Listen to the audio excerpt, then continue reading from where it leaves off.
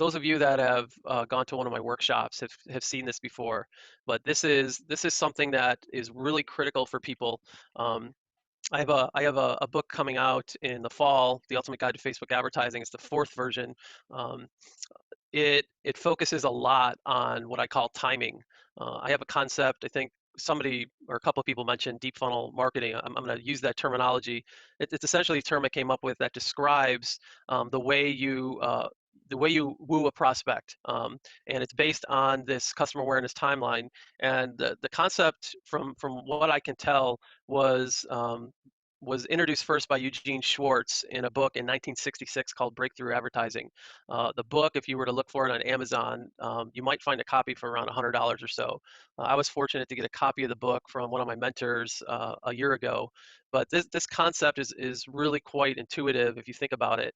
And it's that a customer goes from being completely unaware of you all the way up to most aware. And as they travel from left to right, that is the process in which you use your advertising to move them. All right, so somebody's going to come into your world. They're either unaware they have a problem and unaware of you. They might come in at this point where they're aware of a problem they have, but they're unaware of you. They may come in and say, I've got a problem. I'm aware of solutions that are available, but yet they're still not aware of you. So the concepts that I talk about with deep funnel is that people drop in at different points along the timeline, and your content or your advertising, your creative has to be timed so that a customer who is completely unaware of you, you're not assuming that they're already aware of a problem. You're not assuming that they're already aware of solutions to the problem, and they're certainly not aware of who you are. So one of the things that kind of blows people's minds, but when they see this, they understand it, which is Facebook is essentially an interruption mechanism.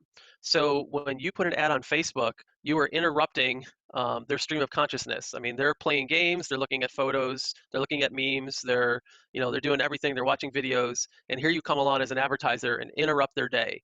All right, so you're most likely kind of an uninvited guest versus a welcome one.